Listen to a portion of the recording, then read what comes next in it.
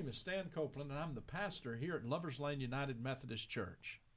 And I am Dee Dee Jones. I'm one of the associate pastors here at Lovers Lane. Stan, I'm excited today. I am too. We've got a great guest, Mike. We thank you so much for being with us. Mike Phillips has been a member of our church for many, many years. But today we want to talk about the House of Hope and get into why that House of Hope means so much to you. But to those of you who are our guests across the street, there is fast arising a new house dedicated to recovery ministry. And Mike, say a little word about that. Well, as you know, Stan, the recovery ministry has been a part of this church, and it's indeed the DNA of the church from its founding. That's right. Back in the 40s. Tom Shipp was right on the front lines. He was in the gutter bringing drunks out, trying to help them. And over the years, that has grown into what we call the 12th Step Ministry. And it has been, it was on staff for until the early part of this century, in 2005, they spun us off into a satellite ministry of the church, and we became our own 501c3. Yeah. And so we moved, the ministry has been housed in an older building across the street from the church. And our ministry has grown so much, especially in recent years, that we had to redevelop that facility. We were going to try to remodel the old house, but it was not physically possible. Right. And so they just said the best thing to do is to scrape and start over. It's far less expensive to do it that way. Yeah. And that's what we're trying to do. And the one thing that when we started the campaign to raise the money, we called the facility our new House of Hope. And that's the one thing that I think that most people find in recovery is a sense of hope for their lives. A lot of people end up in a very much of a dead end when it comes to recovery and addictions, and whether it's physical addictions or substance addictions. The sense of hopelessness is almost overwhelming. Yeah. You are the chairman of the board of that 501c3 we call 12th Step, and you have been for many years, and you've got your own story that we want you to tell in a minute. But you're being a little bit modest in that 12th Step program has grown to be arguably the largest classical AA-style recovery ministry in the world. And there's how many people are now participating? Well, being that we're kind of broken up while we're working on the building, we're kind of scattered amongst other churches here in the community, which we're very grateful for. That they would accept our meetings on a temporary basis. But right now we figure there's upwards of 2,500 to 3,000 people involved on a weekly basis. Oh, my goodness. Yeah. Wow. It was monthly. Monthly basis. That's still a lot of people. That's a lot of people. Yeah. Now, the one thing you need to remember, too, that when you talk about recovery of an individual, the people that he is amongst, like his family, his co-workers, his friends, people at each church, whatever, all know him and may have been affected by his addictions. So when he gets well, that whole group changes. Right. So changes we indeed, so if we use a multiple of 10, just a rough number, the 2,500 people all of a sudden grow into 25,000. Yeah. It's just made a tremendous impact, the 12th Step Ministry. Tell us how you got involved in AA. Well, I was addicted by alcohol, and I smoked dope, marijuana, and used some cocaine. I was in the entertainment business and film production here in Dallas, and it's kind of a professional hazard in that business. It's very prominent in there. Not that I say everybody in the film business is strung out here, but it's not that. I don't mean that, but I was. And I was a pretty good guy all the way through college. I didn't drink. The minute I hit 21, though, let's go. Yeah. And there were some other family problems that I was dealing with at the time that I found that the alcohol could deal with for me. And so that was I was 21 when that occurred, and then in 1993, the wheels came off the wagon. The last 48 hours were pretty desperate on my part. First of those days, I drank a quart of Jack Daniel's bourbon, and the next day I drank a quart of Wild Turkey bourbon, and nothing changed. I didn't feel any relief. I was scared. I was paranoid, terribly paranoid, and I finally just gave it up. And went into treatment.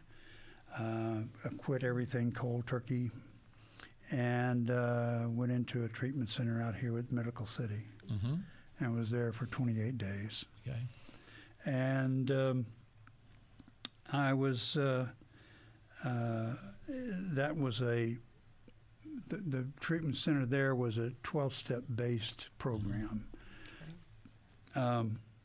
I knew that I was going personally into Alcoholics Anonymous, and that's where the 12-step recovery method was started by Bill Wilson and Dr. Bob Smith back in the 30s. And Bill Wilson was essentially the founder of AA, and he was involved with other recovery groups at the time, but when he finally got into AA, it's what saved his life, and Dr. Bob Smith too. Anyway, for myself, like I said, I was a very paranoid young man and very scared. The fear was very, very high. And my wife and I were out to supper, and an incident happened there that made me even more fearful. And she sensed my reactions to things, and she said to me, "Mike, have you ever tried to pray about this?" I said, "Well, I thought I had been, But I just paused for a moment, and I said a very simple prayer. God, help me. And it was almost a physical reaction that I received from that. The fear lifted. Not always, but it was there was release there of the fear and the trepidation and the paranoia. And I knew that at that very moment that I was going to get better. And so when I got out of treatment, I went to AA group, my home group, which is at Preston Group in Preston Center. I've been there ever since. And that was in 1993. Wow. And I'm sober 31 years this year. 31 years. That is fantastic. Well, wow, what a It's what a still story. done one day at a time. Yeah. Well, I know, from talking to people who have been touched by your testimony and your involvement in this, and I know because of your passion that I've seen, nothing seems to bring you more satisfaction than when you're able to pass it on and help somebody else. That's exactly right. That is the 12th step. That's the reason our ministry is called that. The 12th step calls for an alcoholic to pass the message on to the next alcoholic who still suffers. Yeah, wow. And that's what we do at the ministry. Now, we have other addictions that we deal with there. There's cocaine, marijuana, gamblers, debtors, overeaters, that all can be bettered by the 12-step process. Absolutely. Yeah. Yeah. And 12-step is basically a system by which you examine your life personally and try to come to some resolutions over conflicts you may have had in the past, conflicts with people, conflicts you have with yourself, and come to an understanding within yourself of exactly how you can get away from that through the process of the 12 steps. Yeah. It's almost like that 12th step is kind of like what we in the Christian church talk about evangelism. You pass it on, you share that witness. And even though 12th step is not a specifically Christian organization, no, it's not. It's one that holds to a Christian value and concept of, absolutely. You've been blessed, and like you said, it was that prayer that really caused you to know something had been lifted. and your faith, of course. It really impacted that, and so I see you live into that 12th step a lot. Why don't we change just a little bit and talk about your connection to this church? You've mentioned a man named Tom Shipp, who was the pastor here for 31 years, the same number of years that you've been sober. And he was pastor here until he died suddenly at the age of 58. Yeah.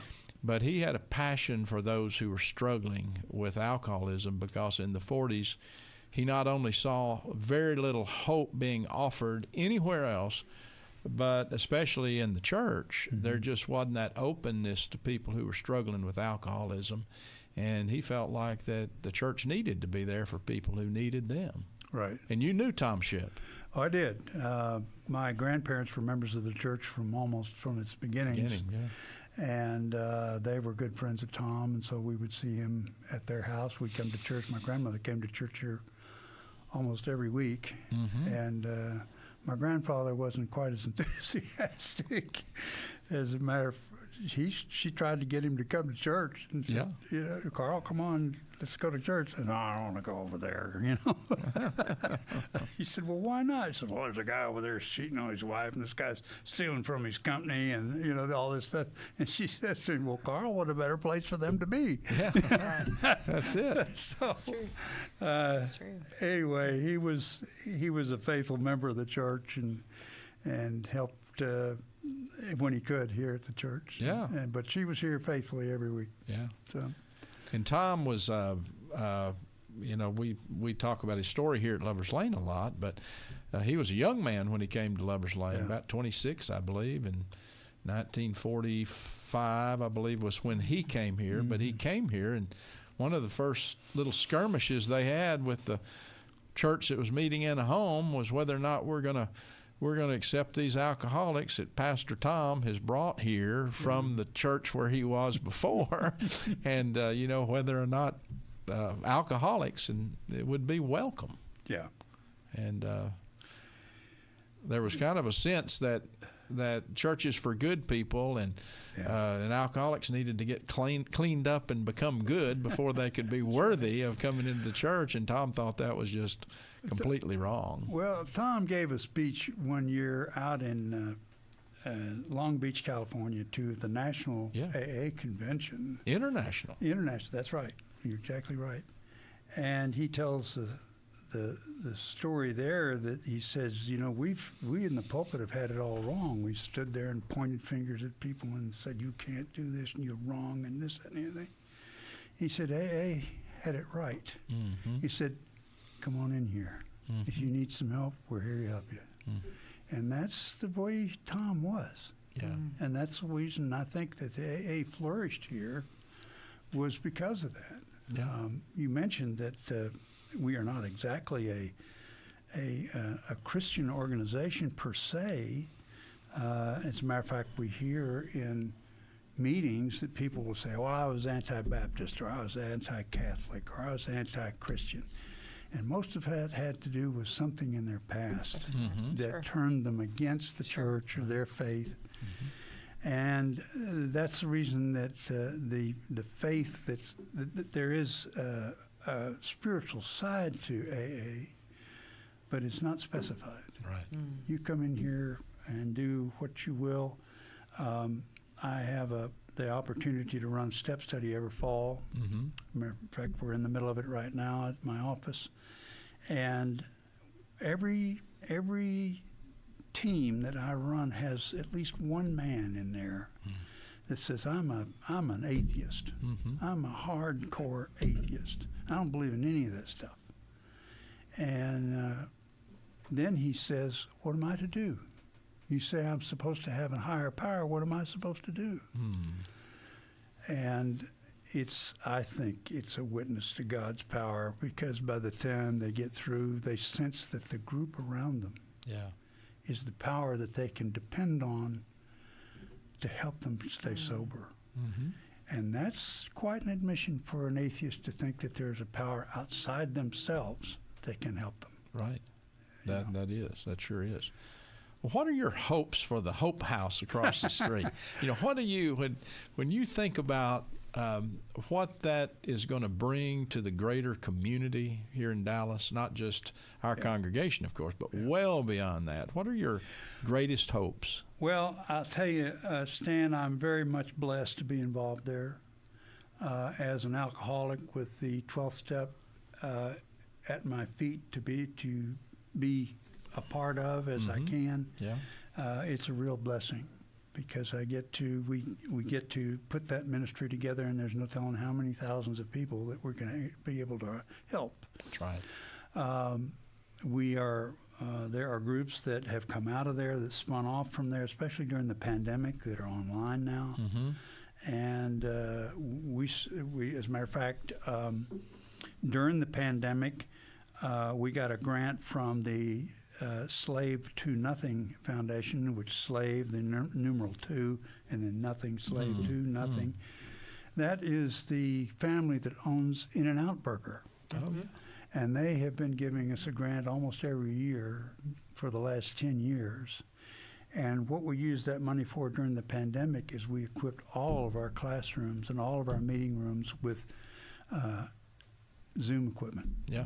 So that we could, because one of the worst things you can do to an alcoholic or a drug addict is isolation.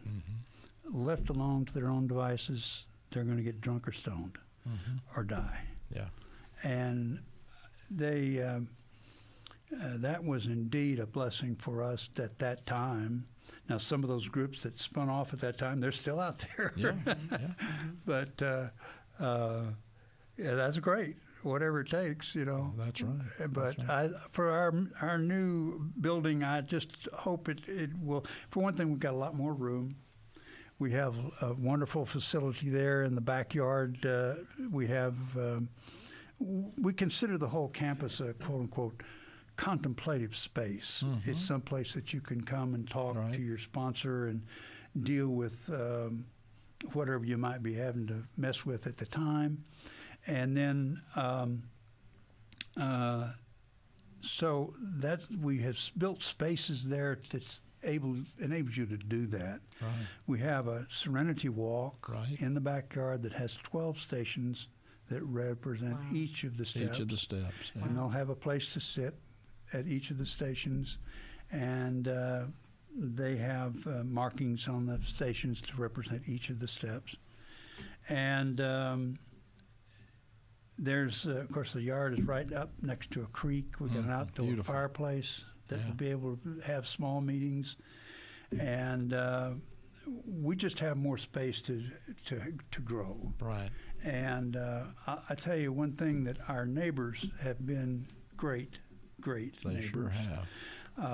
We had some initial problems with them when we first bought the property back in the 80s. But the meetings that I've had with them before we started building were absolute miracles.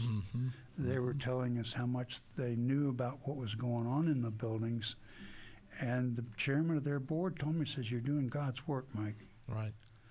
And I have to agree with that. Yeah. That's God's workshop over there. That's right. Absolutely. And, you know, with the neighbors, we've had 50 years of track record. That's right. Nearly 50. And, yeah, we've been pretty quiet. Yeah. We've been good neighbors and helpful. I think they have seen and said that they know what an impact that ministry makes on the greater community and even their families, you know. So well, we thank you. We thank you. Well, we thank all of you guys for your hard work over there. We're there as helpers. We really are. The power is with our Lord. That's right. And with His church. And one of the members of their board,